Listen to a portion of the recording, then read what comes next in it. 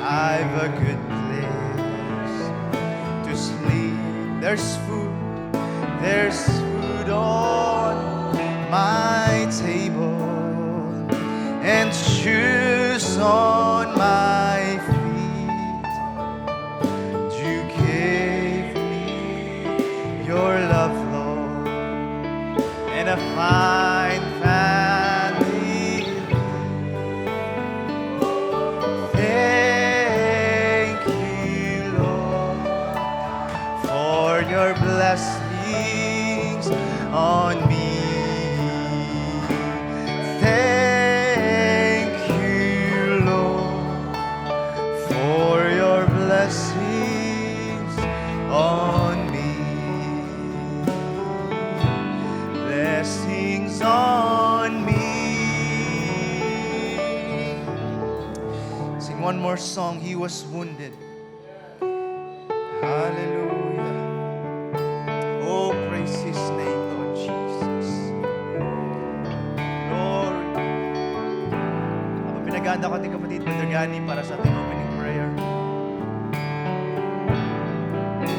He was wounded for our transgressions. He was bruised for our iniquities.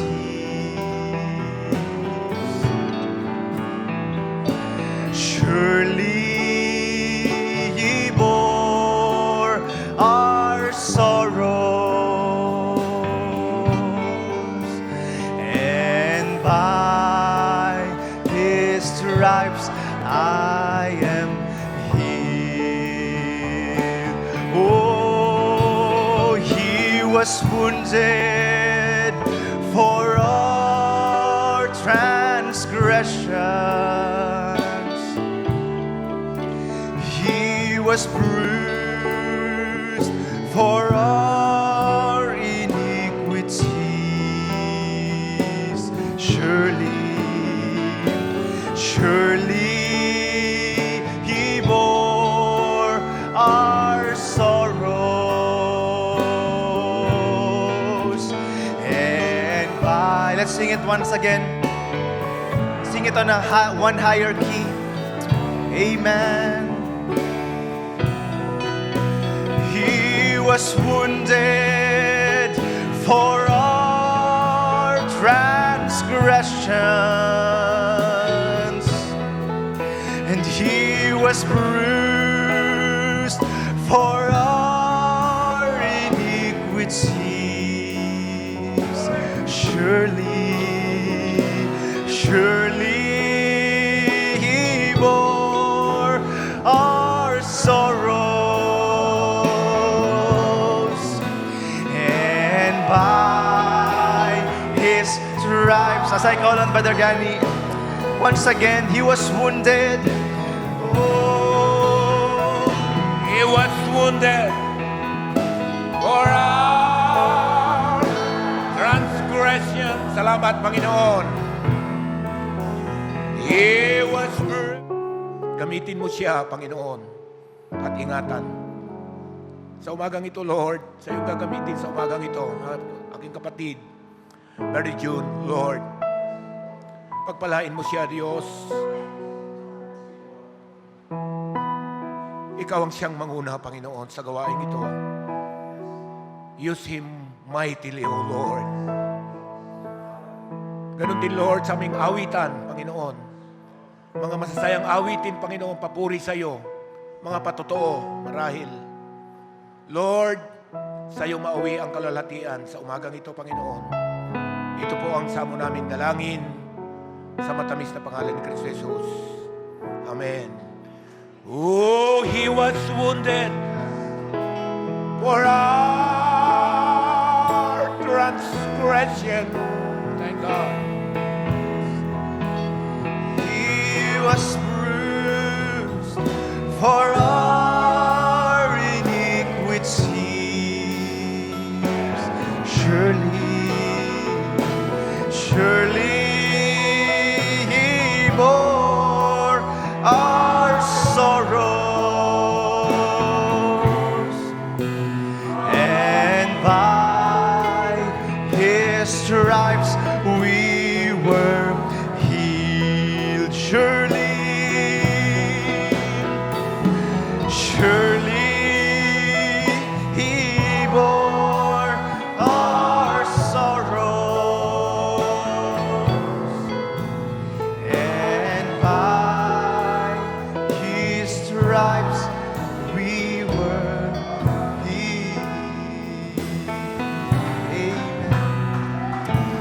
Kami nagpapasalamat, amen, na merong Diyos na nagpasan, amen, ang kaparusahan na para sa atin.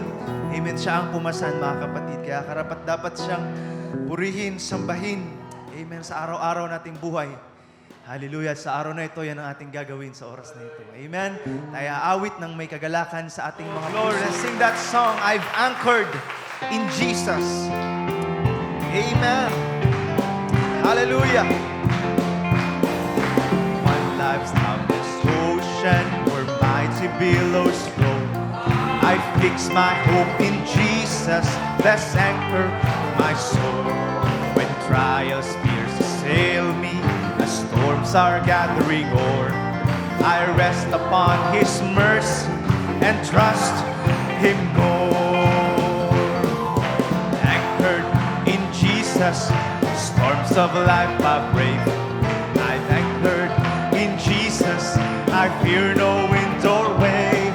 I've anchored in Jesus, for He hath power to save. I've anchored in the rock of ages.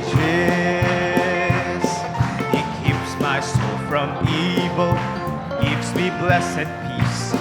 His voice that still the waters and bid their tumult cease. My pilot and deliverer, to Him I all confide. For always when I need Him is at my side. I've anchored in Jesus, the storms of life I'll brave. I've anchored in Jesus, I fear no wind or wave. I've anchored in Jesus, for He hath power to save. I've anchored in the rock of ages. He is my friend, He is my friend and Savior. The blood of Jesus, what can wash away my sin? Nothing but the blood of Jesus. What can make me whole again? Nothing but the blood of Jesus. Oh, precious is the flow that makes me white as snow. No other founts I know. Nothing but the blood of Jesus. For the last time, oh precious, oh precious is the flow that makes me white as snow. No other founts I know. Nothing but the blood of Jesus. Nothing but the blood of Jesus. Nothing but sa ating gawain na pinakamahalagang parte ang paikinig ng salita ng ating Panginoon. As we sing this song, I know the Master of the Wind. Amen. Isama natin sa panalangin ng ating kapatid, Brother June. Amen. Ang Diyos ang mag-reveal ng pangangailangan ng bawat isa sa umagang ito. Amen. Marahil hindi alam ng ating kapatid ang ating pangangailangan, pero ang Diyos nating pinaglilingkuran, He is the discerners of our thoughts. Amen. Alam niya ang pangangailangan mo sa umagang ito, kapatid. Amen. He is the Master. Amen. He's still in control. Hallelujah. Yes, Lord Jesus. Praise His name. My boat of life sails on troubled sea, and never there's a wind in my... Tumay tayong lahat sa umagang ito. Let's all stand. But I have a friend who watches over me when the breeze turns into a gale. Sing it bright. Oh, I know the Master of the wind. I know the Maker of the rain. He can calm the storms and make the sun shine again.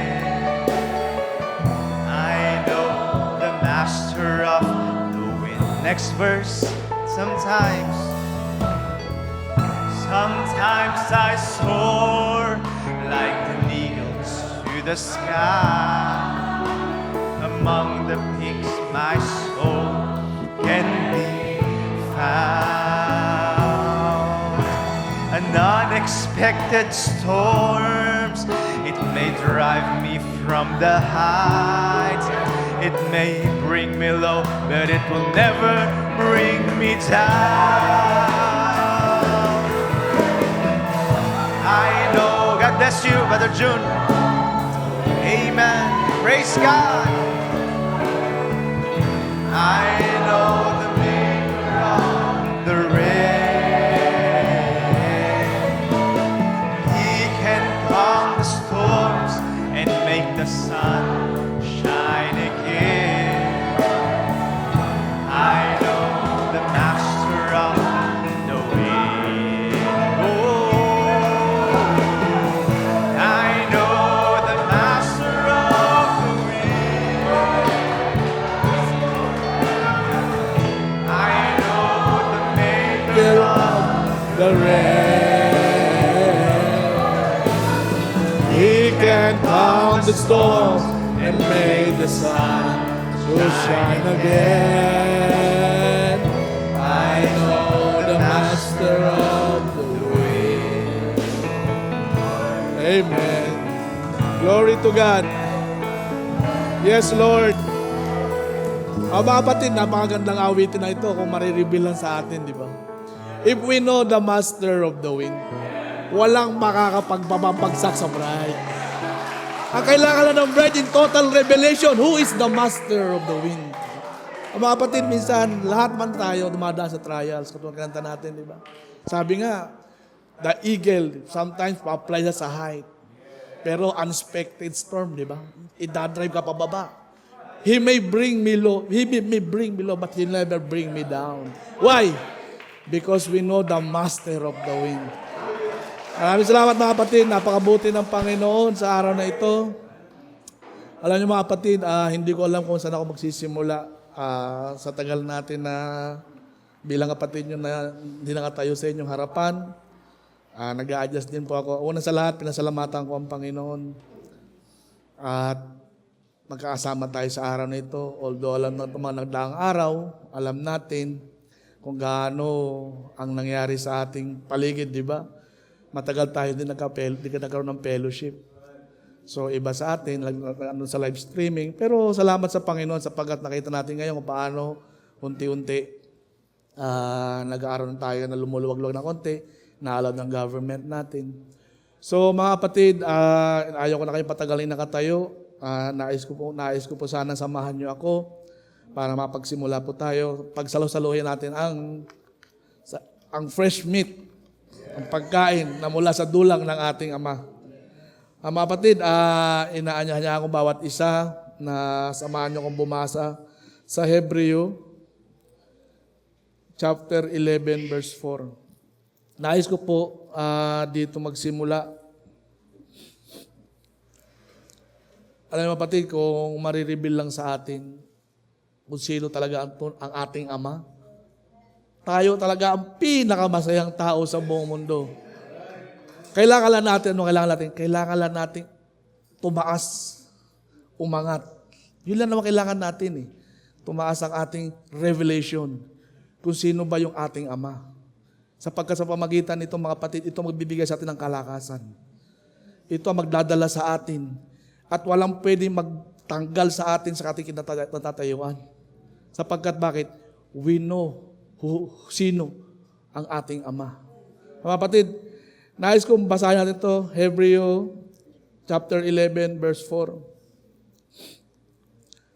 By faith, Abel offered unto God a more excellent sacrifice than Cain, by which he obtained witness that he was righteous, God testifying of his gifts, and by it being dead, yet speaketh. Kapatid, samahan niyo ako manalangin. Father God, Lord, maraming salamat, Panginoon, na minsan pa, Panginoon, Lord God, ang iyong mga anak ay nagtitipon, Panginoon, Lord God. At handang makinig kami, Lord, sa iyong salita. Ama, higit mong kailangan, Panginoon, ang pangangailangan ng bawat isa sa amin. Alam mo, Panginoon, ang puso ng bawat isa. At ang bawat isa ay naparito, Panginoon, Lord. Nag-aantay, Lord, ng iyong salita. Lord, kalakasan nagmumula sa iyong trono ng biyaya.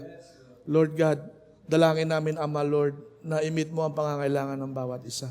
Ganon din, Panginoon, ang mga kapatid, Lord, sa mga live streaming, Lord. Ikaw, Lord, ang umabot, Lord God, sa bawat isa, Panginoon. Hindi namin alam ang kailang pangangailangan, Father, but you know everything, Lord, at walang lihim sa iyo. Maraming salamat, Ama. Tinataas din namin sa iyo, Lord God. Ang aming pastor, Lord, na nasa ibang dako, Panginoon. Maging pagpapala siya, Panginoon God. Gamitin mo siya mightily, Lord, sa dakong iyon, Lord God. At pag-ingatan mo rin siya, Panginoon. Maraming salamat, Father God. To thee, Lord, we commit our service today to the glory of thy name. In Jesus Christ's name, amen. Mga kapatid, makaupo na po tayo.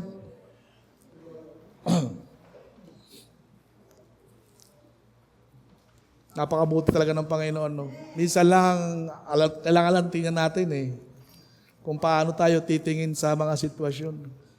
Binabati ko pala si Brother Mark. Alam mo, kapatid, kung titingnan mo, God always fulfilling His word. Di ba? Bakit? Si Brother Mark, napaka-humble na tao yan Kahit anong marating, talagang mababa pa rin Hindi mo siya makita. Dalawang word yun Alam naman natin mababa siya, pero ang ibig ko sabihin, very humble. Kapatid. Bakit? Kasi mga kapatid, ito si Brother Mark, medyo ako sa taas sa Panginoon kapurihan. Kasi natutuwa rin ako dito kahit anong marating niya, hindi mo siya makitang sabi na ganito o gandi Talagang napakasimpleng tao. Kaya nakikita ko salita ng Panginoon sa kanya. Sabi ng Panginoon, tinataas ng Panginoon ang tao mapagpakumbaba. So it is all glory to God, mga kapatid. So sa Panginoon na lahat kapurihan, maraming salamat sa achievement ng ating kapatid at pinupuri natin ang Panginoon doon. So mga kapatid, ito ang pag-usapan natin ngayon. Binigyan ko po ito ng title na pinamagatang ko ito Faith is a Revelation. Diba? So bakit tatanungin niyo ako, Brad, matagal na namin naririnig yan totoo naman di ba? Actually kasi, ang pananampalataya sa panahon natin ngayon, marami na. Di ba? Marami na ngayon pananampalataya, iba-ibang belief, iba-ibang denomination, iba-ibang organization, kung sino-sino ang kanilang mga leader. Pero, sometimes, hindi nawawala sa isang tao, lalo na pang mga baguhan, may mga tanong sila. Ano ba talaga ang tama? Ngayon, mga kapatid, nais kong lagyan mo na ng pundasyon ito kung para bago tayo, kasi alam niyo naman kapatid niyo, minsan, masyado akong nagmamadali. Hindi ko talaga basta nandun na agad sa climax pero gusto kong dahan-dahanin ngayon para matuto rin ako magdahan-dahan. At nais ko rin na makasabay kayo sa akin. Kung paano pinakita ng Panginoon, makita nyo rin ito. Sapagkat mga kapatid, ito ang magpapalakas sa atin. Ito magbibigay sa atin ng kalakasang magpatuloy pa. Kasi ito yung panahon, nasa dulo na tayo ng takbuhin Di ba? Itong takbuhin natin ngayon, bilang mananampalataya sa tanang Panginoon, ito yung panahon na kailangan ibubuhos na nag-aaway ang kanyang lakas So kailangan natin ng extra lakas din. Di ba? Kasi otherwise, may iiwanan tayo. Pero hindi naman tayo ganon dahil ang pangako ng Panginoon, when the enemy comes like a flood, God always raise a standard. So hindi na walang anak ng Diyos, ang kailangan lang makita lang natin. Bakit? Kasi pa ma-identify natin kung sino tayo sa harap ng kaaway natin. Ang kaaway mo, Satanas, wala siyang power sa iyo. Kailangan lang ma-identify mo kung sino ka. So mga kapatid, bakit? Ito kasi, yung faith, kasi sinasabi mo nga, ito, belief, marami na. Iba-ibang denomination, iba-iba ngayon, Sunday. So, hindi lang tayo ang nagagadir, di ba? May mga live streaming din. Pero iba-iba nga. Saan ba ito lahat nagsimula? Ngayon, kaya ko ito binamagatang faith is a revelation. So yung faith, mga kapatid, kung titingnan natin, ang sabi doon sa Hebreo 11, faith is a substance of things hoped for, the evidence of things not seen. So ito yung ating pinakahawakan bilang pananampalataya ng mga bagay na hindi pa natin nakikita. Ngayon, idudugtong ko sa inyo mga kapatid yung revelation. Saan nais ko makasunod kayo mga kapatid Bakit? Kasi yung revelation, it is something that hid, na tinago, pero pinakita sa'yo, na-reveal sa'yo. So kapatid, nakukuha nyo, nasusundan niyo ako. Parang sabi sa Biblia, the kingdom of God is like unto merchant na isa na bumili siya, nakita niya yung lupa, nakita niya maraming pearl. Anong ginawa niya? Binenta niya lahat ng ari-arian niya at binili lupain na yon. Bakit? Kasi revealed sa kanya, mas maraming kayamanan doon. Nakuha niyo mga kapatid, nasusundan niyo ako. Ganito din mga kapatid, dinadalaw kayo kung paano na itong pananampalataya na pinaniwalaan natin kung marireveal lang sa atin ng gusto. Aayaw ka na sa mundong ito Iwanan mo na to, baka sabihin mo, sige, sa'yo lahat ng kayamanan ko, sa'yo, Lord, kuwain mo na ako. Yan ang bride. Kaya kasi Pablo, hindi natakot mamatay Nakuha niyo mga kapatid. Bakit? Kasi sinabi ni Brother Paul, for the suffering of the present time cannot be compared to the glory that will reveal in us. Mga kapatid, hindi lang marami pa. Marami pa kasi sinabi ni Brother Branham, the revelation of God is like tuloy-tuloy yan. Hanggang doon, mamamangha tayo ng mamamangha. So dito mga kapatid, ito patikim pa lang Kaya nga, kailangan lang makasabay tayo, makita natin kasi ito yung lakas natin. Nakuha niyo, susundan niyo mga kapatid So mga kapatid, bakit? Katulad nga sinabi ko, yung revelation, katulad nga, di ba? Laging na-example ni Pastor Danny sa pulpit Tinago. For example, ito tinago, di ba? Nilagay sa tinabingan niya ng panyo. Ngayon lahat kayo manghuhula kung ano yung laman ng nakatago, di ba? Pero pag pinakita niya kay Brother Boyet, at nalaman ni Brother Boyet, kahit anong hula niyo, si Brother Boyet alam niya yung laman nun. Nakuha niyo kapatid? Kaya hindi mo siya mahahatak, masasabi, ganda yan, di. Kasi nakita niya na. Ganon din ang pananampalataya ito, mga kapatid. Kaya ang prophet sabi niya, Lord, help us to look beyond the curtain of time. Mga kapatid, sapagkat kung tayo makakasilip tayo beyond the curtain of time, mga kapatid, alam mo kapatid, it's a very precious moment. Bakit? Hindi mo talaga ipagpapalit ang pananampalatayang ito. Bakit? Kasi nakita mo na kung ano yun nandun. Mga kapatid, ganda, di ba? So bakit mga kapatid, saan ba nagsimula at bakit dumami ng ganito? Napaka-importante ng revelation sa pananampalataya ng tao. Mga kapatid, bakit? Araw-araw pupunta ka sa church every Sunday. Kung ginagawa mo lang yan dahil sa magulang mo, message believer, isa lang ibig sabihin nun, hindi pa reveal sa iyo yung pananampalataya niyan. Pero kung ginagawa mo yan dahil sa puso mo, alam mo, at nangangailangan ka sa salita ng Panginoon, mga kapatid, it is revealed to you. Mga kapatid, napapansin nyo? Kailangan ginagawa mo to, nagsisimba ka, nag-church ka, pinapahaba mo ang buhok mo, ginagawa mo kalooban ng Diyos dahil revealed sa'yo. Hindi yung, sa amin kasi kailangan magpahaba ng buhok Bakit? Kasi yun ang gusto ni pastor. Hindi ganoon mga kapatid. It is a personal revelation to you. Bakit? Without faith, it is impossible to please God. Hindi yung sinabi ng pastor mo, kailangan mahaba ang buhok mo. Kailangan reveal sa'yo na ginagawa mo yan para ma-please mo ang Diyos. No, kapatid, nasusundan niyo ako mga kapatid. Bakit? Kasi kung ginagawa natin ang isang bagay para ma-please lang ang tao, ma-please ang pastor, ma-please ang kapatid, ma-please si ganito, mga kapatid, ginagawa mo yan, hindi na-please ang Diyos sa'yo. Ang nangyayari, nagiging idolatry pa. Bakit mga kapatid? Kasi ang pinay-please mo tao. Kapatid kasi sinusundan natin, kailangan magkaroon ng pundasyon makita natin talaga Kasi mga kapatid, alam nyo bakit? Ito magdadala sa atin sa rapture. Bakit? Enoch, please God. We are here to please only one, and that is the Lord Jesus Christ. Tama ba ha? Ngayon, kaya nga katulad sabi ko, saan ba simula ito? Doon sa Garden of Eden, sapagkat ito lahat. Kaya nga tinawag ito na Genesis, di ba? Lahat ng nangyayari, nilinaw sa atin ng message na ito mga kapatid, lahat ng nangyayari sa panahon natin, this only a maturing time. Lahat ng spirit hindi namamatay. Nilinaw sa atin ng mensahe yan Ang tao namamatay, pero yung spirit tuloy-tuloy yan. At ito yung panahon natin na nagmamature na lahat ng espiritu na natanim doon sa Garden of Eden. Abel, kaya nga si Abel ang naging natin, di ba? By faith, Abel offered unto God a more excellent sacrifice. Bakit? More excellent. Maganda rin kasi yung hain ni Cain. Hindi mo may deny yun, brothers and sisters. Yan ang nagsimula ang dalawang religious na tao. Dalawa. Di ba? So bakit?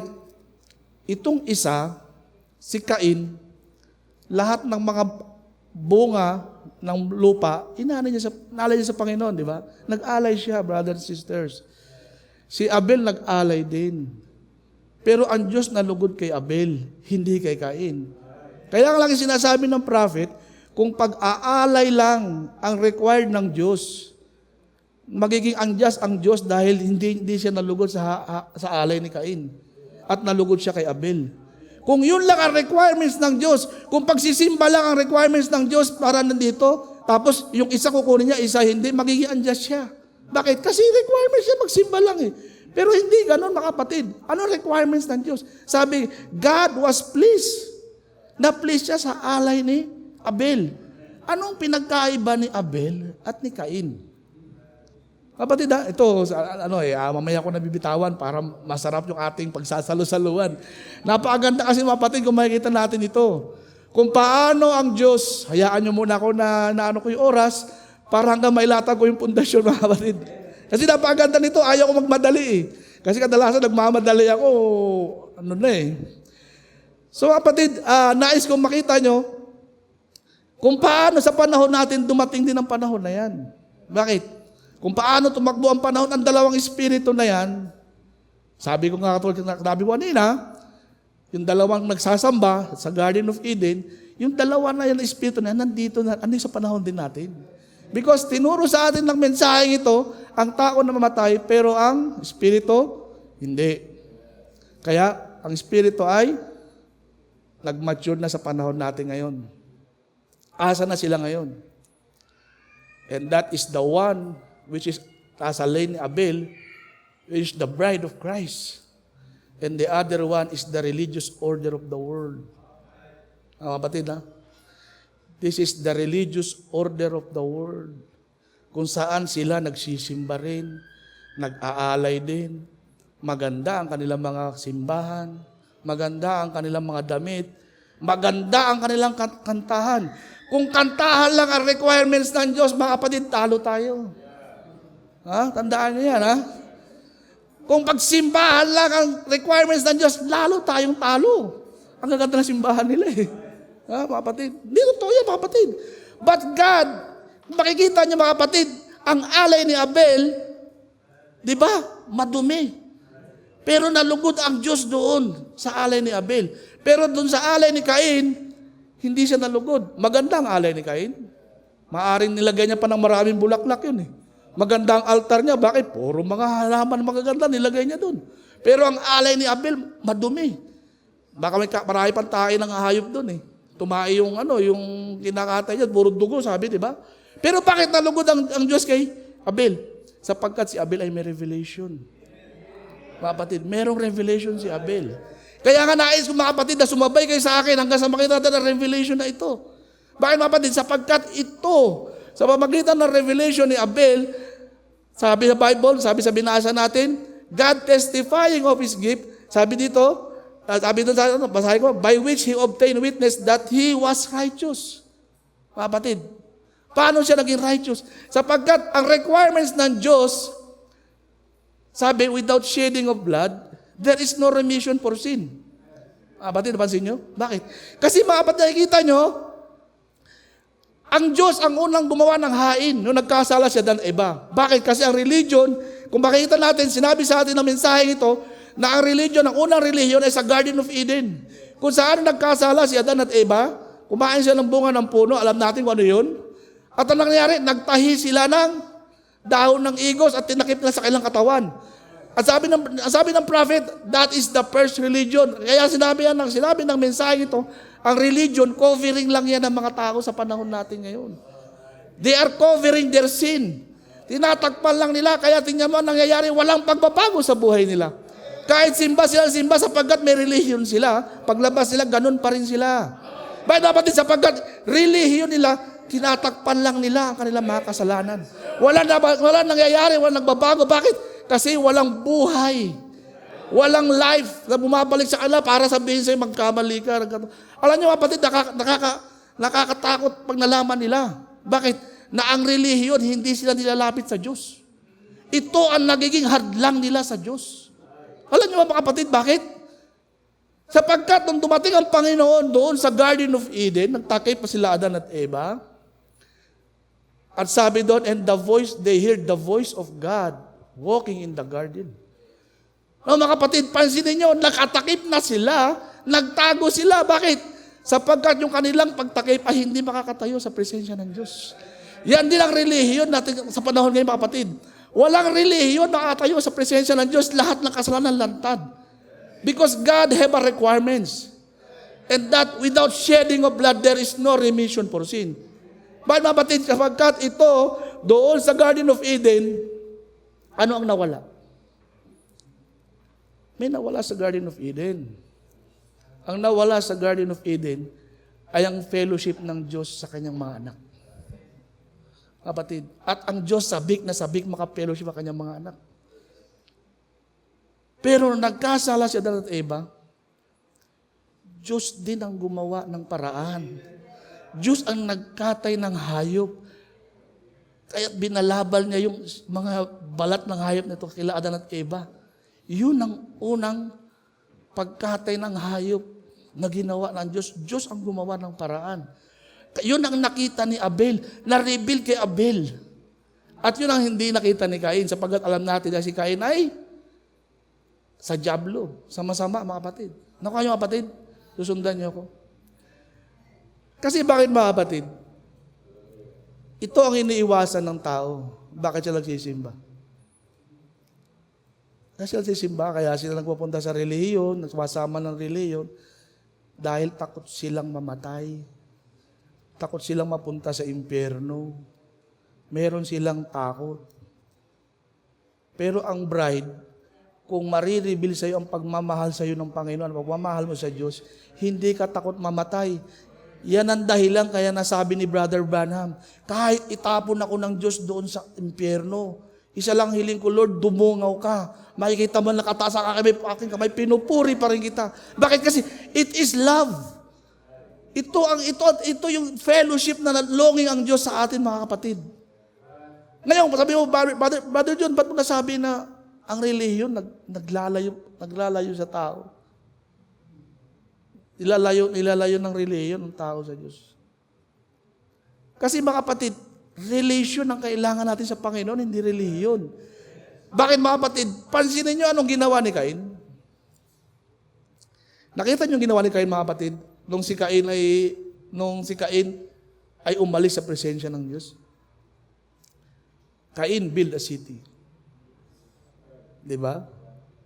Binigyan siya ng Diyos ng pagkakataon para baguhin ang kanyang approach. Sabi, if thou does well, di ba? Kung gagawin mo mabuti, hindi ka matatanggapin ang iyong alay. Pero si Cain, wala siyang remorse. Wala siyang repentance. Sapagkat hindi reveal sa kanya. At alam natin na si Cain ay anak ng dyablo. Wala siya nun, mga kapatid. Kaya mapapansin, mga kapatid, nung umalis si Cain sa presensya ng Diyos, nagtayo siya ng city. Fast forward tayo, mga kapatid. Dumating ang panahon, ang mga tao after ng flood, di ba? After ng flood, gumawa sila ng Tower of Babel. Bakit sila gumagawa ng Tower of Babel? Kaya na sinasabi na aking anak eh. Totoo yun ang preaching na nun. Kaya gumawa ang tao ng Tower of Babel, meron silang kinakatakutan. Natatakot sila na magbaha uli. Kaya nga sabi ng anak ko, totoo yun kasi naniniwala ang mga tao nung panahon na yon na nakikita lang ang rainbow na pangako ng Diyos kay Noah na hindi niya naugunawin ang lupa sa magitan tubig. Pero hindi sila naniniwala sa Diyos. Kaya nagtayo pa rin sila ng Tower of Babel. Lagi kung magbaha, nagkalat daw sila. Meron silang titignan, mga kapatid. Kasi mga kapatid, bakit? Kasi, kaya ko sinabi na ang relihiyon, nilalayo nito ang tao sa Diyos. Sapagkat ang relihiyon, ang anong ginagawa ng relihiyon, mga kapatid? Iniiwasan niya ang judgment ng Diyos. Judgment start in the house of God. At dito dapat sinasabi ang totoo, ang salita ng Diyos. Pero ang ginagawa ng relihiyon, mga kapatid, nilalayo niya ang tao sa Diyos. Bakit kasi, mga kapatid? Kasi kung walang judgment, walang atonement. Pag walang atonement, walang reconciliation ng fellowship sa Diyos. Kaya mapapansin niyo, mga kapatid, mga anak ng Diyos, nung nagkasala si Adan, ano sabi ginawa ni Adan? Nagtakip siya ng igos. Nailayo siya sa presensya ng Diyos, nagtago pa nga siya eh. Di ba? Pero anong ginawa ng Diyos? Ang Diyos ang gumawa ng hain. Sabi, kinain mo ba ang bunga? Sabi ko siya, huwag mo kakainin. Kasi may judgment na eh. So, anong ginawa ng Diyos? Ang nakakatuwa, mga kapatid, kay Adan.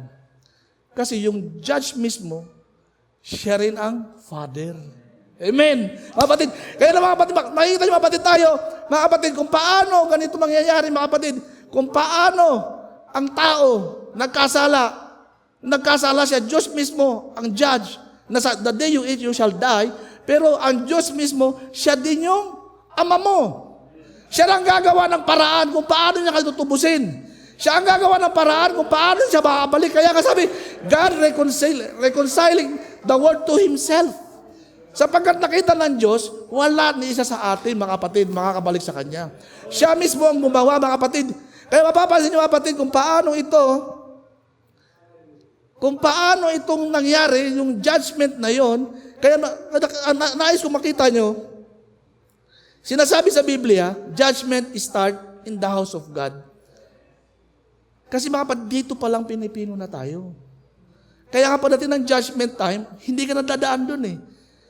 Bakit? Kasi dito pala, mga kapatid, ang Panginoon kumikilos sa atin. Ngayon, ito mga kapatid, nais ko makita natin. Alam nyo ba na ginagamit ng kaaway ang lahat ng mga bagay na malapit sa Diyos? Kasi yun ang tactics niya eh. Kaya nga, napapansin mo, lahat ng ginagawa ng Diyos, kina-counterfeit niya. Lahat ng ginagawa ng Diyos, kaya nga, di ba, anong sabi sa atin? The bride cannot be deceived. Kasi mga kapatid, yung tares at saka yung trigo, magkamuka, halos. Kaya nga wala tayong karapatan manghusga ng kapwa eh. Kasi hindi mo alam kung sino. Kung sinong saved at sinong hindi. Diyos lang nakakalam. Mismo si Pablo nga, sinabi niya, maaari nangangaral ako, pero ako mismo sa bandang huli, may takwil eh. Bakit mga kapatid? Because it is God alone. Diyos lang makapagsabi niyan. Ngayon mga kapatid, nais ko samahan niyo ako, basahin natin itong Genesis.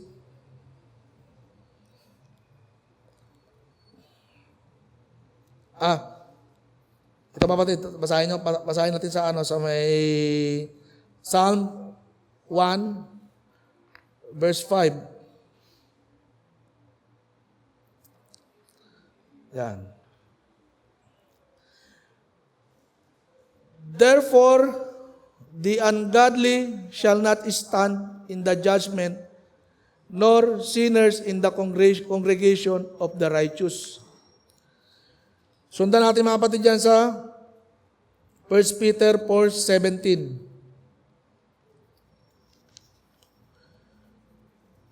1 Peter 4:17. At sabi doon, for the time is come that judgment must begin at the house of God. And if it first begin at us, what shall the end be of them that obey not the gospel of God? So mapati nakita nyo? Kasi kailangan, nung sinabi, nung binigay ng Diyos ang hatol, doon sa Garden of Eden, Diyos din ang gumawa ng atonement. Ito ang iniiwasan ng mga religious organization, mga kapatid. Ang judgment ng Diyos. Kaya gumawa siya ng malaking organization, gawa sa charity, hindi masama yun. Maging mabuti kang tao, magbigay ka, walang masama doon, mga kapatid. Pero dapat makita mo yung judgment ng Panginoon. And what is the judgment of God? Ano ba yung, kasi pag ikaw pumasok doon sa judgment of God, then may i-apply ang token. Ano ba yung token? Atonement. Without the judgment, kasi basin nyo, mga kapatid, ano nangyari? Nagkasala rin si David eh. Pero ano nangyari kay David? Nagkasala ako. Ano sabi sa kanya ng Nathan? God, take away your sin. Because the judge, with the judge is also your father. Kaya sinabi sa kanya ni Nathan, God, take away your sin. Diba? Kasi pagkat na-realize si David, natauhan si David, nung nagkasala si David, nagkasala ako sa Panginoon. Yun lang ang kailangan ng bride. Yun ang kailangan natin mga tao. Yung ma-realize natin, ma-acknowledge natin na tayo yung mga kasalanan at kailangan natin tagapagligtas. And the judgment of God, maibigay niya. Sapagkat kung iniiwasan mo ng iniiwasan ng judgment ng Diyos, paano mai-apply ang token sa'yo? Nakuha niyo kapatid? Yan ang kailangan ng tao sa panahon natin. Kailangan aminin natin na nagkasala tayo. Aminin natin na nagkamali tayo. Which is, ang Panginoon, kasi ang Panginoon, inaantay niya tayo. Napapansin niyo kapatid, inaantay niya tayo. Pero kung hindi natin makikita yung kalagayan natin, hindi mai-apply ang token sa atin. And God is longing for us na magkaroon tayo ng fellowship sa Kanya. Kasi mga kapatid, hanggat hindi mo sinasabi sa Diyos, Ama, nagkasala ako. Panginoon, nagkasala ako. Kailangan kita. Hindi mai-apply ng judge, which is also your father, yung token para magkaroon ng atonement. Para magkaroon ng reconciliation, mga kapatid. Dahil kapatid, kasi ito ang kailangan. Hindi tayo lalago kung wala ito. Kahit gumawa ka ng maraming mabuti. Kahit gawa ka ng gawa ito, tutulong ako ganito, gagawin ito, pero hindi mo ina-acknowledge yung mga bagay na mali mong ginawa. Walang mangyayari, mga kapatid. Bakit? Sapagkat hindi na mai-apply ang token sa iyo. Napakabuti ng ating Ama sapagkat siya ang gagawa nito, mga kapatid. Ang kailangan natin, may pwesto natin ang sarili natin sa tamang way ng Panginoon. Paano sabi, Brother John, paano nila iniiwasan? Sabi mo sa akin, paano nila iniiwasan ng atonement? Sapagkat ang salita ng Diyos, mga kapatid, ito ang way papunta ron sa atonement.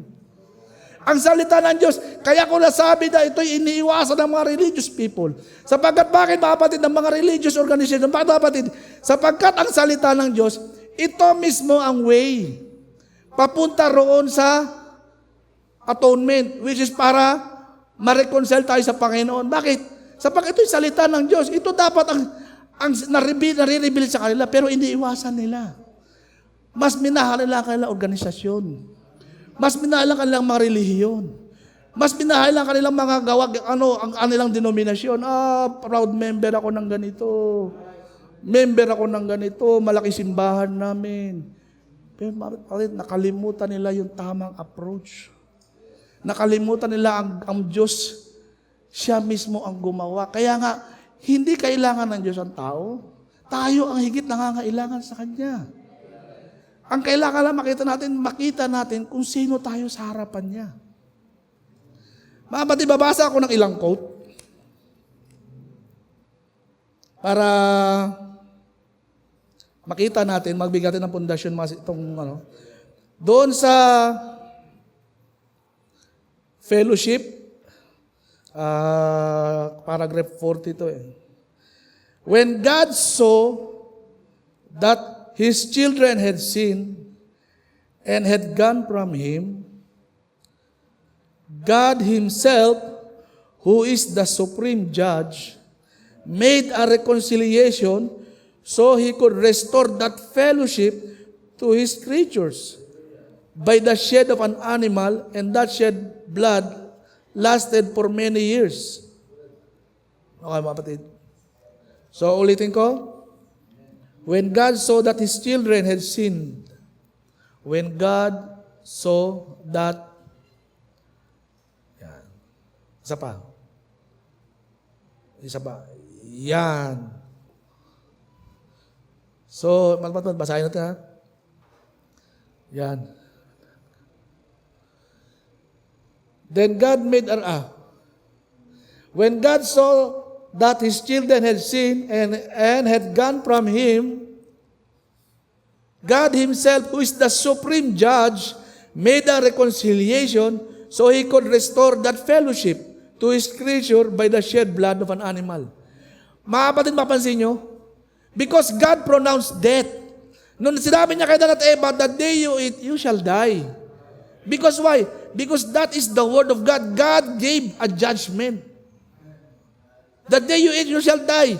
Pero nung nagkasala kanyang mga anak, sabi nga, when God, which is the supreme judge, but also He is the Father. Kaya siya mismo ang gumawa ng paraan. Bakit? Para mga kapatid, para mag-reconcile, magkaroon ng reconciliation. Dahil yun ang gusto ng Diyos, magkaroon ng fellowship.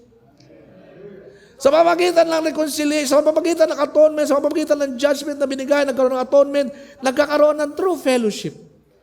Kaya ka mga kapatid, napaka-importante niyan eh. Kasi kung maghihiwalay lang tayo, tapos ganito, may mga inanakit ka pala sa akin, o ano, mangyayari, tapos, ano mangyayari natin? Walang true reconciliation, walang fellowship. Bakit mga kapatid, sapagkat kailangan ng true reconciliation, kailangan ng atonement, pero kailangan ma-meet, di ba? Mayroong ma-meet ang judge. Bakit mga kapatid? Kasi ito, yan ang requirement sa panahon natin mga kapatid. Hindi ka mararapture kung hindi malinis ang puso mo. That's true mga kapatid. Kaya nga alam niyo mga kapatid, tayo, lagi ko nga sinasabi sa sarili ko, mabuhay ako ng 60, ilang taon na lang expired na rin ako. Expired talaga. Kasi alam niyo mga kapatid, ang buhay natin sa mundo, kahit ano marating natin, kahit anong dami ng pera mo, isa lang ang realidad eh. Like ko sinasabi, one day, we will meet the door of death. Kung magtagal pa ang Panginoon, di ba? Realidad yan. Sa ayaw mo't sa gusto. Alay ko sinasabi, ayaw kong maging duwag, harapin yan. Alay ko sinasabi yan. Sabi ko nga, Lord, kahit na anytime, basta may Holy Ghost ako, anytime. Bakit mga kapatid? Kasi mga kapatid, yun ang, darating, sa ayaw mo sa gusto, darating yan eh. Kahit sabihin mo anong laki ng pangalan mo sa mundong ito. Kahit sabihin mo na anong dami ng pera mo sa mundong ito. Kahit anong pang title na kinabit mo sa pangalan mo. Isa lang ang totoo mga kapatid. You will meet your end. Di ba? At hindi ka tatanungin ng Diyos, nakatapos ka na ba sa university? So and so. Sasabihin ba sa ng Panginoon, bago ka makapasok dito, ano ba na-accomplish mo? Hindi gano'n mga kapatid. Kung paano si Abel, na-reveal sa kanya yung hain. Mga kapatid, kailangan sa araw na ito, ma-reveal sa iyo kung sino ka. Kung sino ka sa harapan ng Panginoon. Ano ang dapat mong gawin? Ano ang dapat mong ayusin? Ano ang dapat mo para that time na tumating na yon, ma-reveal sa iyo, Lord, salamat Panginoon. Sapagkat hindi mo ko pinabayaan, tunay Panginoon na ikaw aking tagapagligtas. Bakit mga kapatid? Sapagkat revealed sa iyo. Alam niyo mga kapatid, nakakatuwa na dati ang time ng panahon, pag-aharapin mo ang isang kamatayan na yan, malalaman mo, I know, katulad na sinabi ni Job, I know my Redeemer liveth.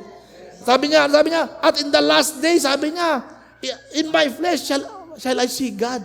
Bakit mga kapatid? Sapagkat na-reveal sa Kanya. Kailangan mga kapatid, umangat lang tayo doon sa kalagayan na yon, na makita natin kung sino tayo sa harapan ng Diyos. Kailangan makita natin sarili natin na tayo anak ng Diyos.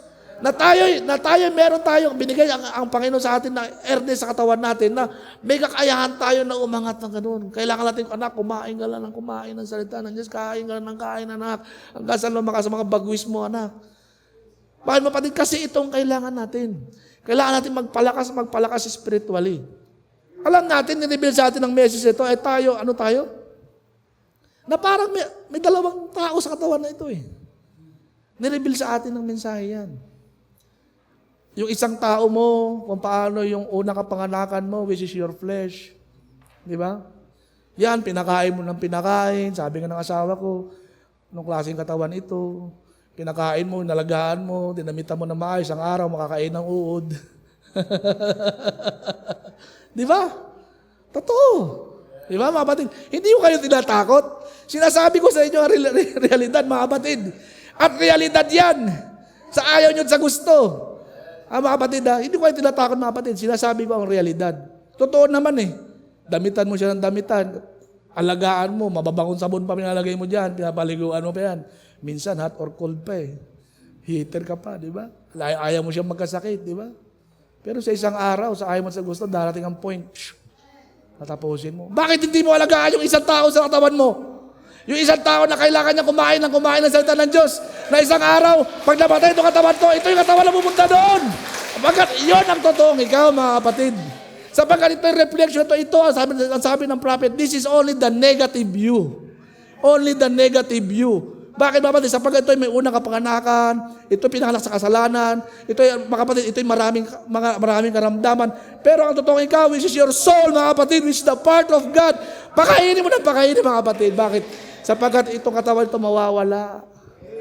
Kaya nga sinabi ng Panginoon, kahit makuha mo lahat sa mundo, pero mawawala mo ang kaluluwa mo, anong pakinabang mo?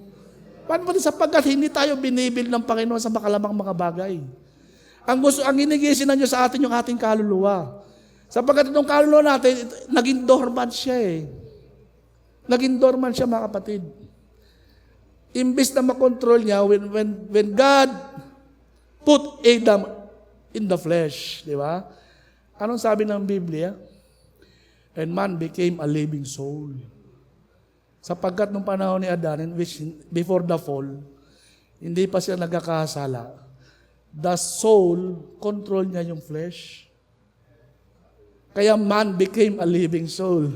Pero ngayon, man became a living flesh. Totoo ba, kapatid? Ang tao ngayon makalaman. Kaya puro laman. Ito gusto ko. Bakit? Kasi yung kaluwa niya dormant. Hindi makapalag.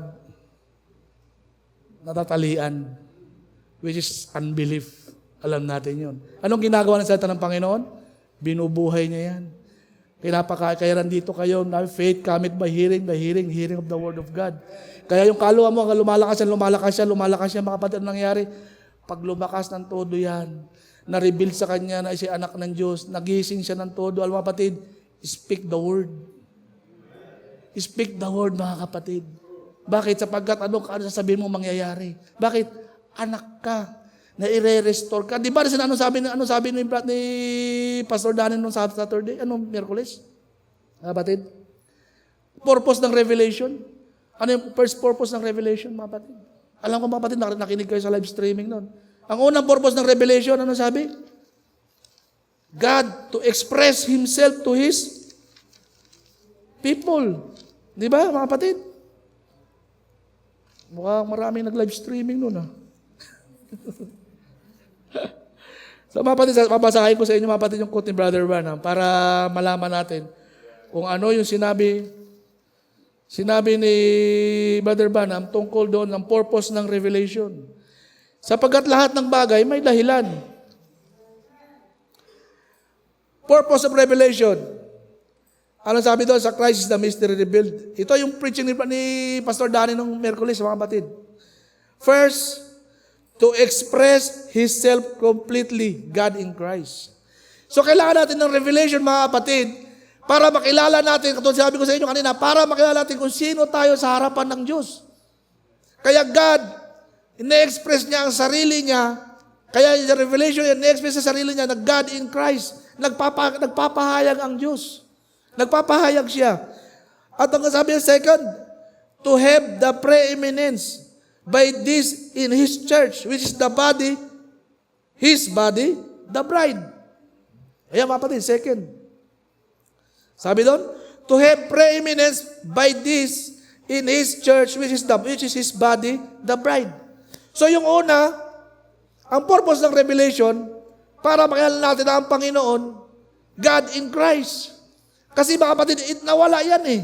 So ang Panginoon, nagpapakilala siya na siya yung na lumalapit ang Diyos sa tao, na God is condescending. Ngayon mga kapatid, mapapansin natin, yung second, para magkaroon siyang preeminence sa kanyang church, sa kanyang asawang babae, which is the bride. Mga kapatid, bakit? Kasi ito, binawalik ng Diyos. At thirdly, ang sabi doon, to restore the kingdom to its rightly position.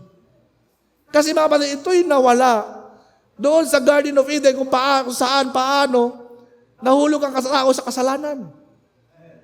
Kaya ang Diyos, nagre-reveal siya sapagkat tumakbo ng makahabang panahon, ang tao, nakalimutan na lang ang Diyos.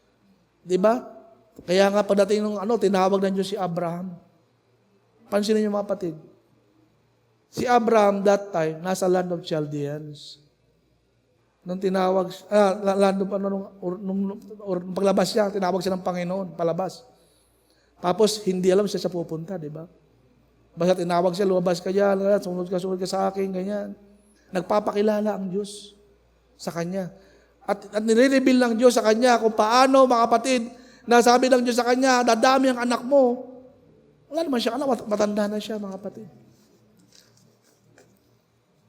Bakit? Kasi ang Diyos nagre-reveal. Nire-reveal niya ang sarili niya sa kanyang anak. Kaya mapapansin mga kapatid, kung paano binibuild ng Diyos ang pananampalataya ni Abraham, makikita mo paano dumating ang panahon, sabi magkakaanak ka, magkakadami ang anak mo kasi dami ng mga bituin.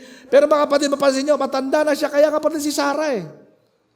Si Sarah mga kapatid, sa edad ni Sarah na ganong edad niya, hindi na siya tumatawa nga si Sarah, di ba? Magkakaanak pa ba ako?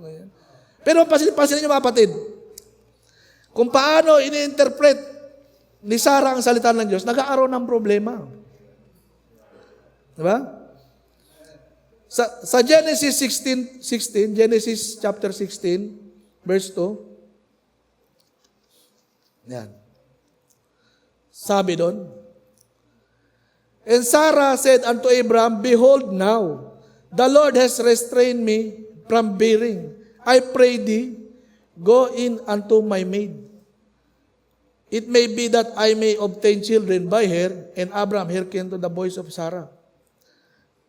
Napansin mo, kapatid, minsan, pag ini-interpret natin at hindi nag-aantay sa salita ng Panginoon, nagkakaroon ng problema. Yan naging problema ni Sarah. Sapagkat, naniniwala siya sa sinasabi ni Abraham na magkakaanak siya, pero hindi niya paniwalaan sa sarili niya, mga kapatid. Kaya, kapatid, bakit ko sinasabi ito? Kasi nais kong makita nyo kung paano ang Panginoon, kailangan madil niya rin si Sarah. Ha? Kasi, sabi nga, di ba, napapansin nyo, di ba, si Abraham ang tinawag ng Diyos. Kung paano sinasabi ng Panginoon kay Abraham na magkakaanak siya. Pero si Sarah, hindi niya maano yun eh. Hindi niya magets ba? Sapagkat hindi pa reveal sa kanya. Kaya pansin niyo mga batid, naging problema niya sino? Yung anak ni Hagar, si Ismael. Naging problema niya yun. Sapagkat mga kapatid, every time na ini-interpret ng tao ang salita ng Diyos, sarili interpretasyon, nagkakaroon ng problema. Hindi lang si Sarah ng yan eh. Marami sa Biblia, di ba? Katulad ng ginawa ng ahas kay Eve. Kaya pumasok ang kasalanan. Bakit? Kasi mga kapatid, every time na gano'n. Kaya nga pagdating doon, kailangan i-deal ng Diyos si Sarah. Kaya pagdating doon sa Genesis 21, verse 1, ito yung panahon na binisita ng Diyos si Sarah. Sa Genesis 21 verse 1, and the Lord visited Sarah as he had said, and the Lord did unto Sarah as he had spoken. Ito yung panahon na sa chapter 3 niya, masusundan mo, for Sarah conceived. Diba? Sa baba. Ayan. 21 verse 2. Verse 2. So 2. Yan. For Sarah conceived and bare Abraham a son in his old age, at the time of which God has spoken to him. Bride. Kaya ko na sabi ito, kasi pansinin nyo, hindi agad nagbuntis si Sarah. Mapapansin nyo, in the process of time, ng paglalakbay ni Abraham at ni Sarah, nagbago ang katawan ni Sarah, di ba? Bumata siya, di ba mga kapatid? Kaya nga si Abimelech nabighani sa kanya, mga kapatid. Nagbuntis ba agad si Sarah? Hindi. Pero nagkaroon ng restoration. Ngayon, bride, ito yung panahon na i-restore na ang bride. Pero ang pangakong son, wala pa. Mga kapatid, yan inaabangan natin mga kapatid ngayon which is the coming of the son. Mga kapatid, nasabayan niyo ako. Pero na-i-restore na ang bride. Na-i-restore na ang mga sa bride ng mga kapatid. Pero yung body change, mga kapatid, ang inaabangan pa. After that, the son will come. Pero mga kapatid, pansinin niyo mga kapatid, kung paano doon sa Garden of Eden, si Eva nadungisan. Di ba? Nadungisan ang sinapupunan ni Eva. Bakit? Sapagkat nakapasok ang serpent seed, pumasok ang makasalanan. Pagdating sa church ages, mga kapatid, ganun din ang nangyari. Kung saan ang first church, which is the Ephesus, nakapasok ang kasalanan, hanggang sa lumaki, ano nangyari? Nagkaroon ng Antichrist spirit hanggang sa panahon natin ngayon, mga kapatid. Then God called, tinabi ng prophet sa atin, nagkaroon ng reformation, di ba? But why? God restoring the bride, mga kapatid. Pero hindi niya nahahayaang madudungisan ang bride, mga kapatid. Sapagkat sa panahon mag-mature ang bride, aagawin siya ng Panginoon. Kapatid, kailangan makita natin, mga kapatid, kung saan ang position natin, mga kapatid. Sapagkat kung paano makita nyo, mabasa nyo doon sa Genesis 20, kung paano nagustuhan ni Abimelech si Sarah. Pero pinag-ingatan ng Diyos ang sinapupunan ni Sarah, mga kapatid. Sapagkat hinanda ng Diyos si Sarah para sa kanyang pangakong anak. Ganon din mga kapatid kay bride, mga kapatid. Kasi ang bride, iniingatan ng Diyos. Sapagkat hindi niya tahayaan dudungisan ni Satanas ang bride. Sapagkat ito ang nawala doon sa Garden of Eden, kung saan bago ma-meet ni ni Adan si Eva, ay nadungisan na si Eva. Pero mga kapatid, ang ating second Adam, which our Lord Jesus Christ, mamimit tayo mga kapatid, sapagkat iingatan ng Diyos ang bride sa panahon na ito. Aagawin niyo ito mga kapatid. Ngayon mga kapatid, bakit ko sinasabi na ito? Sapagkat mga kapatid, ito yung panahon natin, napakadaya ng panahon natin. Kung saan si Satanas, mga kapatid, sabi nga, si Satanas ngayon mga kapatid, lahat ginagawa niya Lahat ginagawa niya, inaagaw niya ang attention ng bride Lahat yan, sa internet. Kaya nga lahat ng tao, sabi ko, binibiro ko, lahat nakakulong sa cellphone. Kaya nga cell Di ba cell, kulungan? Akala nyo, malaya kayo Hindi, nakakulong kayo. May kanya-kanyang kulungan Cellphone. Di ba? Ang ganda ng word, no? Hindi, sabi naman talaga yan Lahat ng word may meaning So, yun mga kapatid, at least alam nyo na ngayon, lahat tayo nakakulong. Kaya lumaya na tayo, So, kapatid, totoo yan. Ang tao ngayon, halos lahat, individual. Akala malaya, pero nakakulong sa cellphone. Di ba? Hindi lang cell-prison, cellphone Kasi, kailangan natin ng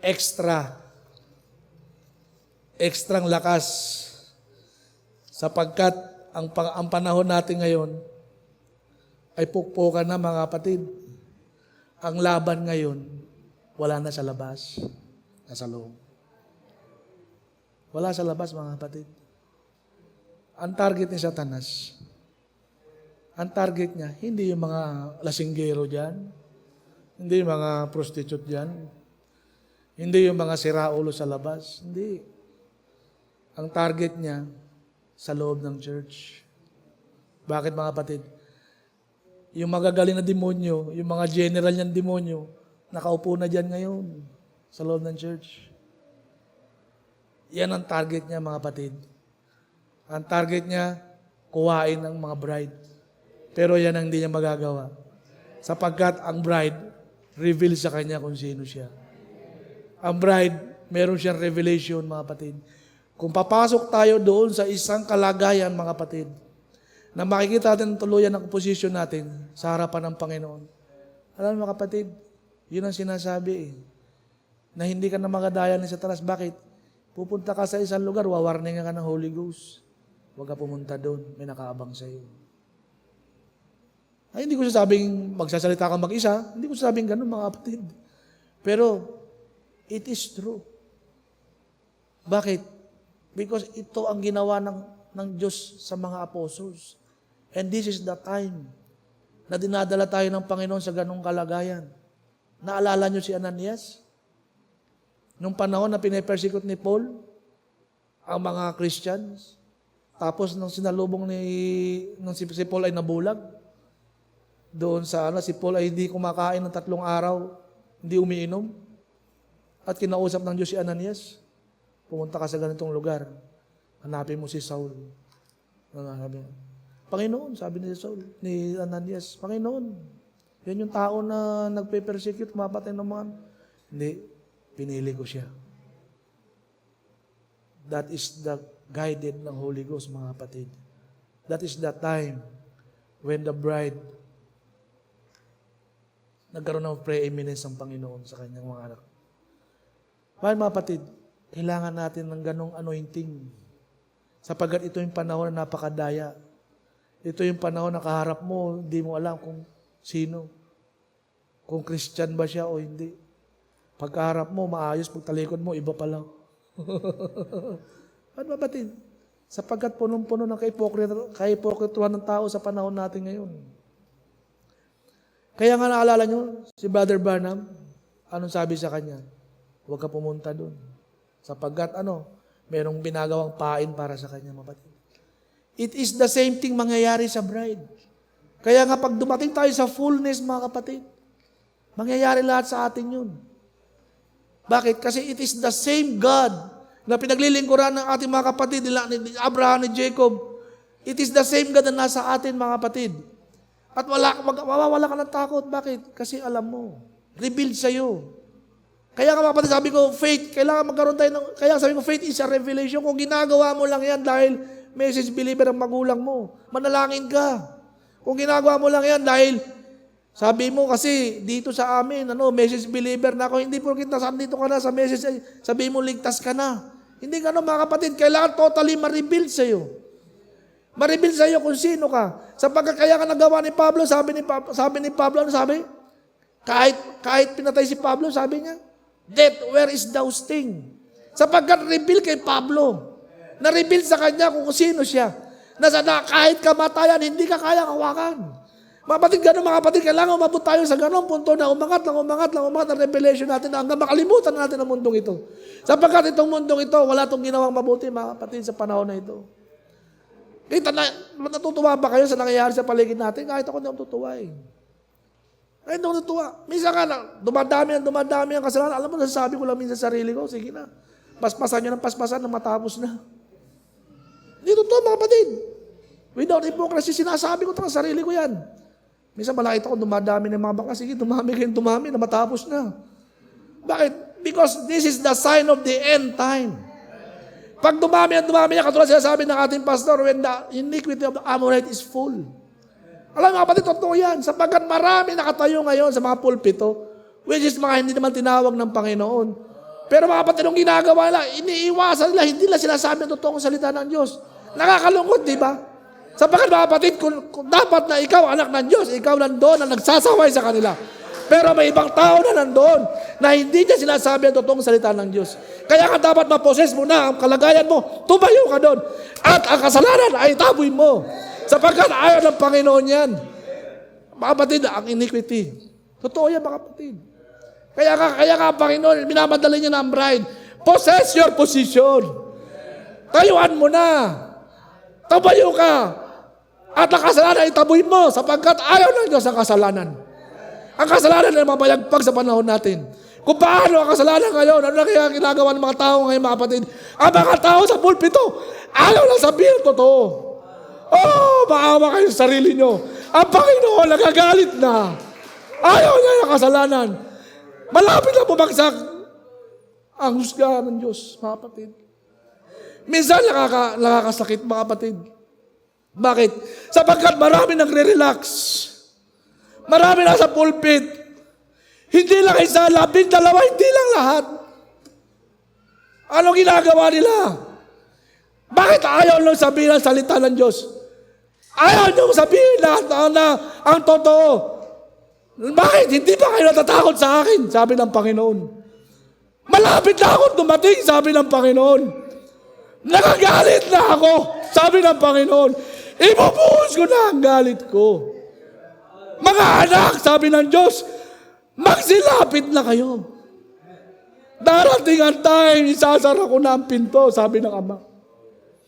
Darating ang time, kahit umiyak kayo, sabi ng Panginoon. Darating ang time, hindi na ako makikinig sa mga panalangin nyo, sabi ng Diyos. Mga anak ko, magsisi kayo, sabi ng Ama. Magsisi kayo hanggat ako'y naawa pa sa inyo. Nadudulog ang puso ko. Nadudulog ang puso ko, mga anak. Bakit hindi natin tigas ang puso nyo? Tayo nyo pa, napaluin ko pa kayo. Maawa kayo, mga kapatid. Oh, glory to God, mga kapatid. Darating ang time na yan, mga kapatid. Galit na ako sa kasalanan. Malapit na umapaw ang galit ng Diyos. Pero mga kapatid, ang dugo ng ating Panginoong Jesucristo, patuloy siya lang dito sa mundong ito. Napakaraming sakit na ang naranasan niya. Bawat galit na may bumubuhos sa kanya. Tinitiis niya lahat ito, mga anak ko. Hindi ko alam hanggang kailan. Alam niyo kapatid, kailangan umangat lang tayo eh. Isang araw, iiwanan natin ang mundong ito. Isang araw, aalis tayo rito mga kapatid. At ang mundong ito ay susunugin ng Diyos sapagkat ito'y nakasulat na. Ang mundong ito ay dadanasin niya paghihirap sapagkat ito'y sinabi niya. Ano pang mapapala mo sa mundong ito mga kapatid?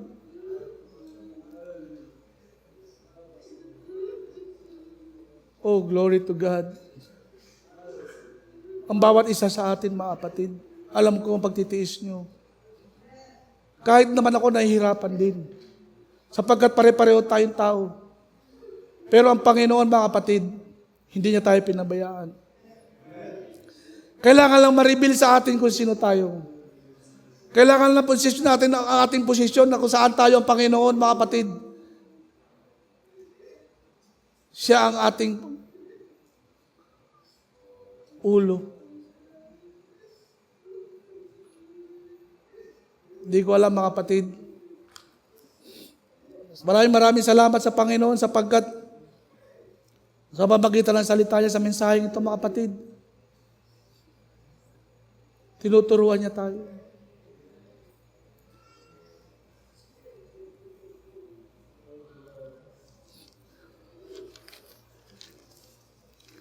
Nais kong basahin sa inyo mga kapatid ang isang quote ng prophet. At dito ako magtatapos mga kapatid.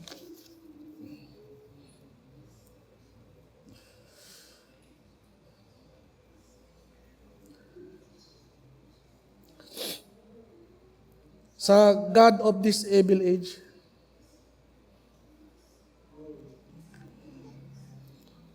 sabi ng dito, and the Word was from the beginning God's plan, but God revealed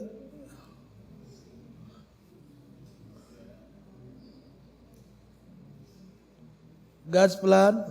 Lagay mo dito. The very thing that He vindicated. The very thing that He vindicated. Vindicated. Vindicated.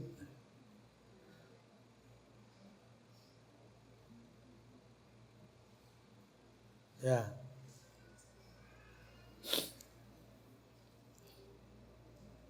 Mga kapatid, basahin itong quote na ito, mga kapatid. And the Word was from the beginning God's plan. Kung makikita nyo, sa simula pa lang, ang salita ng Diyos, ito ang plano ng Diyos, mga kapatid. But God revealed by revelation the very thing that He vindicated and punctuated that that's what's right. Not religion, not an altar, not belonging to church, not making a sacrifice, not being sincere. but by the revelation of the Word of God. Now, brothers and sisters, God revealing Himself. The revelation of the Word of God to us. Alam nyo kapatid, isang araw, lalakad ka na lang.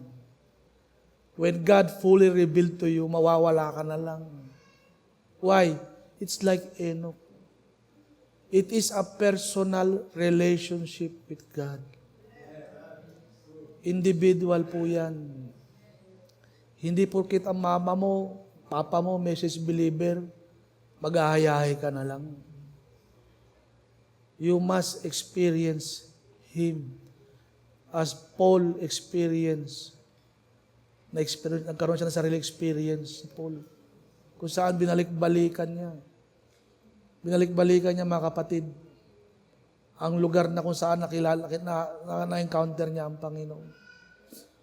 Oh brothers and sisters, ang panahon malapit na. Hindi tayo naglalaro. Hindi tayo nagkakaroon ng sabi, linggo ngayon, magsimba ako, linggo, simba ako, Miyerkules, simba ako. Hindi ganun, mga kapatid. Mas matagal ang panahon natin sa labas. Mag-witness tayo. Paano tayo mag-witness? It is our life. Kung magdadamit ka lang ng mahaba dahil lang sa simbahan ka, sa bahay, mas malala ka naman. Ano nangyari na sa atin, mga kapatid? Tandaan nyo mga kapatid, kaluluwa mo yan. Kaluluwa natin to. Ang ating Panginoon, nakatingin lang sa atin. Hindi, kailangan lubos natin siya makilala. Lubos natin makita ang kalooban niya. Ma-reveal sa atin. Ano ba talaga ang message of the hour? Ano ba talaga ang message of the hour, mga kapatid? Tanungin ko kayo. Kaya nga message of the hour eh. Salita ng Diyos sa oras na ito. Kung ano yung nireveal niya sa iyo. Yan ang message of the hour, mga kapatid. Kung sinabi sa iyo ng Diyos ngayon, anak, magsisi ka. Kung sinabi niya, Panginoon, anak, pumunta ka doon dahil may tinawag ko, pumunta ka.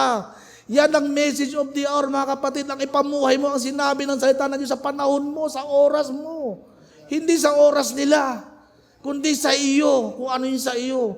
Kung pinakita sa iyo ng Panginoon na ngayon, anak, dapat ganito ka na anak, dapat nakita mo yun. Ikaw ang kinakausap ng Diyos, hindi sila. Kaya minsan nag-aaroon tayo ng problema, mga kapatid, sapagkat iniisip natin sila. Sasabihin natin, kay ganitong preaching niya, nakalimutan natin, para sa atin pala yun. Tayo pala kinakausap ng Diyos, hindi sila. Mga kapatid, tandaan nyo ba din, hindi sinungaling ang Diyos. Ang sabi ng Panginoon, ang sabi sa iyo ng Panginoon, maniwala ka. Maliligtas sa pati ang iyong mga kasambayan, maliligtas. Ang sabi ng Panginoon, maniwala ka, hindi sila. Problema na ng Diyos yun sila. Basta ang sabi ng Diyos sa iyo, maniwala ka. Ngayon, kung hindi ka naniniwala pa, tapos iniisip mo na sila. Wag mo nang isipin yun sila. Isipin mo ikaw. Sapagkat sabi ng Diyos, maniwala ka, pati ang iyong sambahay maliligtas, problema na ng Diyos yun. Yan ang nangyari kay Sister Hetty. Di ba, mga kapatid? Sapagkat naging faithful siya. Ang anak niya, mga problema niya rin, di ba? Ang nanay niya may sakit, ang mga magulang may sakit, di ba? Pero hindi niya pinansin yun. Ang ginawa, naging faithful siya. Kaya dumating sa kanya ng Panginoon, Sister Hetty, anong kailangan mo? Ano sabi mo, sabi ng Panginoon? Anong hiniling niya? Sabi ni Brother Van, magsalita ka ng pera, uuwan ng pera. Sabi ni Brother Van, pag sinabi niya gagaling magulang niya. Pero ano hiningi niya? Ang hiningi niya, Panginoon, ang kaluluwa ng dalawang anak ko. O di ba mga kapatid, binigay yun. Sapagkat naging faithful siya. Minsan marami tayong problema kasi dinadala natin eh. Bakit? Nakakalimutan natin ang Panginoon. Hindi ko alam ang mga dalahin niyo, mga kapatid. Hindi ko alam ang mga inihiling niyo sa Panginoon. Pero mga kapatid, ang tinatawag ng Diyos ay ikaw. Ikaw. Sapagkat pangako ng Panginoon yun. Kaya matututo tayo, marireveal lang sa atin ang salita ng Diyos. Ang salita ng Diyos, pag tumuntong tayo doon sa kalooban niya, lahat ng bagay ang Diyos sa pag-aayos. Kaya minsan tayo na problema kasi masyado itong iniisip ang mga bagay na malalayo at mga iisip natin mga bagay na wala. Ang sabi ng Diyos, hindi ka magugutom. Problema na ng Diyos yun. Paniwalaan mo lang yung sinabi niya. Kailangan ma-reveal sa iyo, Lord, sabi mo to at hindi ka nagsisinungaling, di ba? Palagay mo, magsisinungaling ang Diyos. Hindi niya gagawin magsinungaling. Ang kailangan niya lang magkaroon ka ng pananampalataya, ma-reveal sa iyo sa pangitan ng pananampalataya. Ang sinabi niya, anak, maniwala ka sa salita ko. Isang araw darating ako. Oh, brothers and sisters. Hindi ko alam kung ano, parang gusto sumabog ang puso ko eh. Pero mga kapatid, alam niyo, nakakatuwa eh. Hindi ko alam anong gusto sabihin ng Panginoon. Bakit ganito? Bakit ganyan? Sapagkat may dinidil ang Panginoon sa bawat isa sa atin. Ang panahon ngayon, naghihirap na, di ba? Hindi lang tayo nagugutom, marami nagugutom, di ba? Marami walang trabaho, pero mga kapatid, ang Panginoon hindi tayo pinabayaan, mga kapatid. Sapagkat pangako niya yun. Kaya nga yan ang pinagkaiba ng may Kristo sa puso. Ang Panginoon, hindi niya pinababayaan ang kanyang mga anak, mga kapatid. Ang buong mundo magugutom, pero ang anak niya hindi. Tandaan niyo mga kapatid. Lalo mga kapatid, kung marireveal sa atin, sabi ng Panginoon, kung lumakan ang kamatayan sa labas, touch not my anointed. Huwag mong hipuin ang mga may tatak. Sasabihin niya, bakit? Even death, obey God. Mga kapatid, kaya nga nasasabi ng mga nauna sa atin, though I walk in the valley of the shadow of death, I fear no evil. Bakit? Because God was in him. Ngayon mga kapatid, kung malalagay tayo sa ganong kalagayan, sa ganong sitwasyon, marireveal sa atin mga kapatid, hindi tayo matatakot. Sapagkat ang Panginoon ay nasa atin mga kapatid. Ang kailangan lang ma-reveal sa atin sa pamagitan ng pananampalataya. Lumagay tayo sa ganong kalagayan. Kaya kayo naghihirap, kaya nyo naiisip ng ganon, kaya kayo nahihirapan kasi mga kapatid masyado mababa. Kailangan umangat tayo ng kalagayan. Kailangan makita natin lagi sa salita ng Diyos. Sapagkat ang salita ng Diyos, ito ang nagpapalakas sa atin. Kaya kailangan ma-reveal sa atin, hindi yung faith. Ganon lang, hindi ganon mga kapatid. Kailangan ma-reveal sa iyo, totoo. Na may nagsasabi sa puso mo na totoo ang salita ng Diyos. Pero kung dito lang yan, wala yan mga kapatid. Kailangan sa puso mo sasabi, ang salita ng Diyos, totoo yan. Kahit anong mangyari, totoo ang salita ng Diyos. Sapagkat revealed sa iyo mga kapatid. Ayan ang nangyari kay Abel. Kaya yan din nangyari kay Shadrach, Meshach, Abednego mga kapatid. Bakit? Alam nila, hindi sila pabayaan ng Panginoon. Kaya kahit doon sa harap ng kamatayan, hinulog sila. Lord, ikaw nang bahala. Nakatayo sila sa salita ng Diyos mga kapatid. Minsan dumarating tayo sa ganong punto. Nasusubok ang pananampalataya natin. Hindi lang kayo, lahat tayo. Sapagkat the trying of our faith, sabi nga, work patience. Sinusubukan ang pananampalataya natin.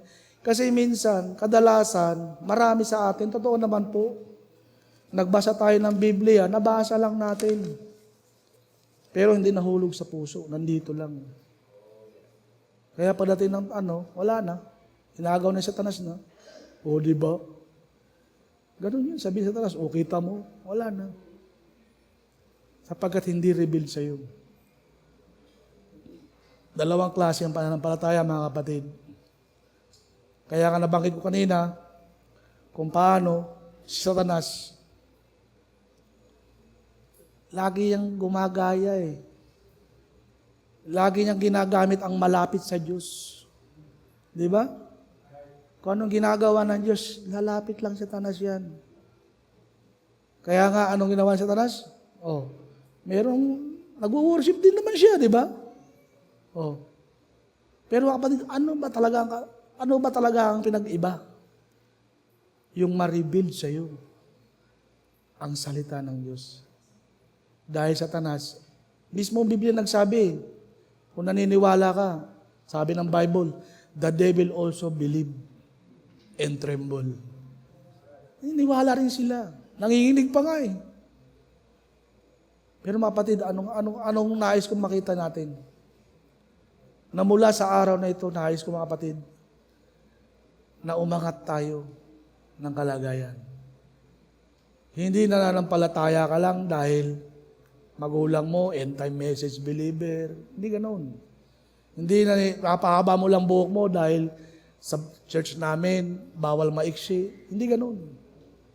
Hindi yung nagdadamit ka lang ng papalda ka lang dahil bawal sa amin ng nakashort, na pantalon. Hindi ganun. Kailangan ma-reveal sa'yo.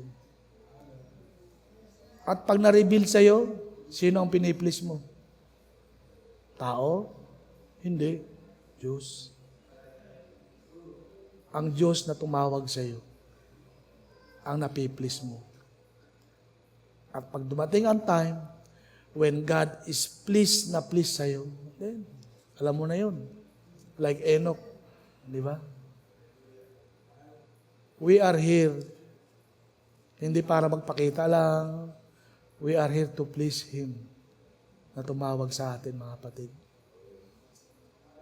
Maraming salamat sa Panginoon, mga kapatid. Hindi na po ako magtatagal. Nais ko po tawagin ang MC natin. Bago po sa tawagin, nais ko po tumayo po tayong lahat at manalangin.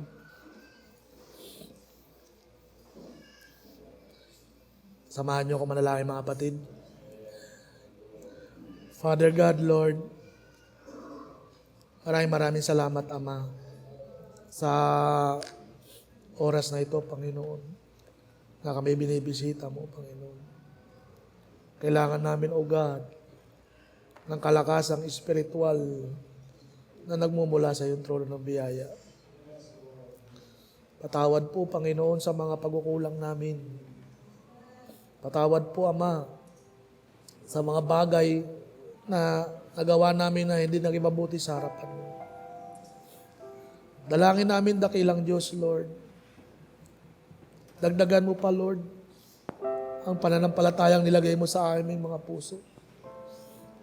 Tulad ng sinabi ng iyong salita, Ama, Thou art the author and finisher of our faith. O Lord Jesus, tunay maraming pananampalataya sa labas. Pananampalataya, Lord God, na ang mga tao, Lord God, ay para bang nanguhula na lang, Panginoon. Hindi kami, Lord, katulad nila, Panginoon. Sapagkat ang aming Diyos na pinaglilikuran ay buhay. Buhay ka, Panginoon. Maraming beses, Ama, na pinakita mo sa amin, Lord God, na gumagalaw ka at kumikilos sa aming kalagitnaan, Panginoon. O Lord, minsan pa, Panginoon, bisitahin mo ang iyong nobya, Panginoon. Bigyan mo ng kalakasan, Lord God, na mag-conceive, Panginoon, ng iyong salita. Katulad ng ginawa mo pagbisita kay Sarah, Panginoon. We need it, Father. We need your visitation, Lord. Sapagkat sa pamagitan, Panginoon, ng bawat salita mo na, Lord, na mahuhulog sa aming puso, Ama, ikaw ang nagbibigay buhay nito, Panginoon. Maraming tao nagbasa ng iyong salita. Maraming tao, Lord God, na halos memorize pa nila ito lahat, Panginoon. But Father, unless you put your germ of life in your word, Lord, mananatili lang itong salita, Panginoon. Oh God, weaken thy word, Lord, in our heart. We pray, Father, for the maturity of thy word in our heart, Father. Lord, na maging kaaya-aya kami, Lord, maging witness kami, O God, sa paglabas namin sa bahay-sambahang ito, Ama, Lord, na gamitin ang buhay namin.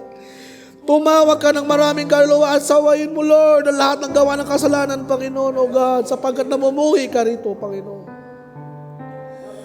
Maraming salamat, Panginoon, sapagkat, Lord God, ang iyong salita ay patuloy, Lord God, ng ibabaw sa buhay namin. Dalangin namin, Ama.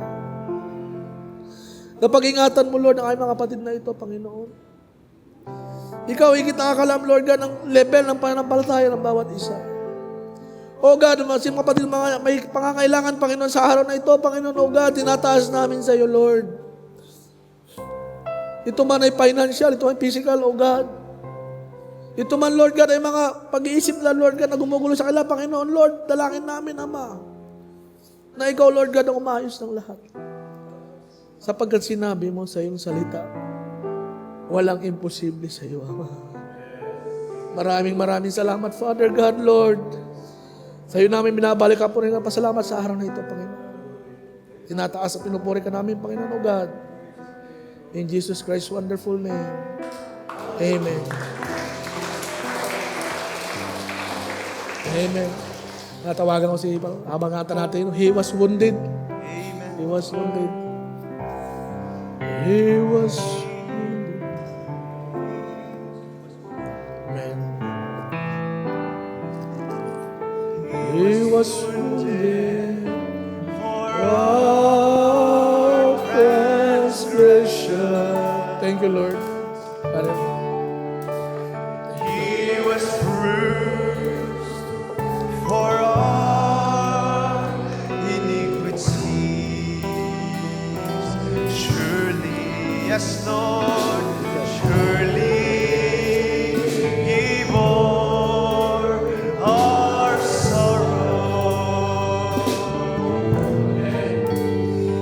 And by His stripes we were healed. He was wounded. Hallelujah. He was wounded for our transgressions, and He was bruised for our iniquities. Surely, surely He bore our sorrows, and by His stripes we were healed. One higher key. Once again, He was wounded. He was wounded for our transgressions, and He was bruised for our iniquities. Surely, surely He bore our sorrows, and by His stripes we were healed. Surely He bore, surely He bore our sorrows, and by His stripes we were healed. Let's sing one more song, Only Believe. All things are possible.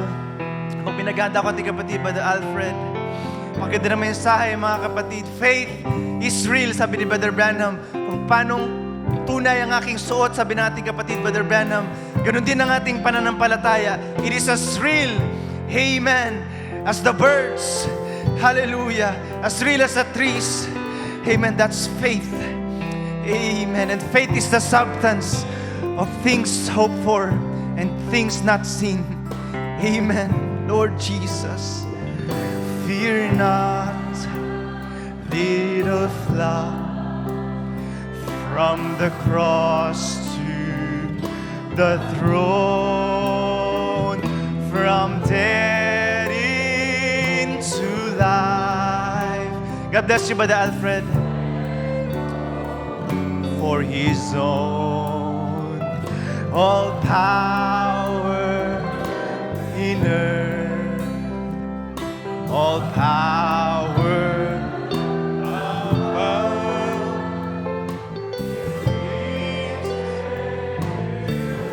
Amen. Hallelujah. Only believe. Hallelujah. Hallelujah.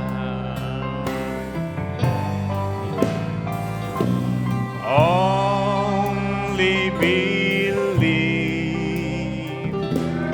Only believe. All things are possible. Only believe. Only believe.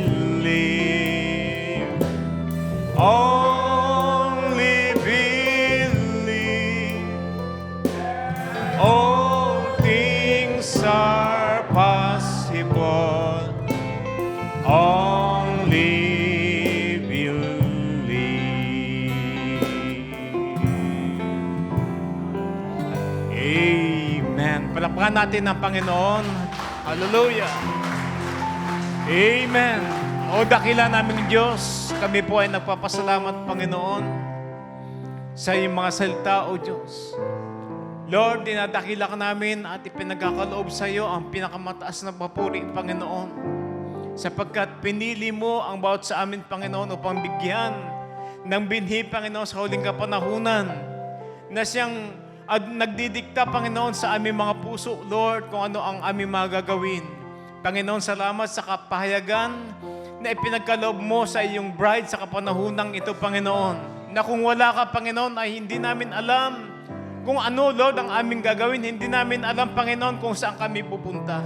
Lord, salamat sa aming kapatid na Brother June na ginamit mo, Panginoon, sa araw na ito, Lord, na pinagpala mo ang aming mga puso, Panginoon. Lord, ang mga salita mo ay hindi lang aming narinig, kundi ito, Lord, ay mahulog sa aming mga puso, Panginoon.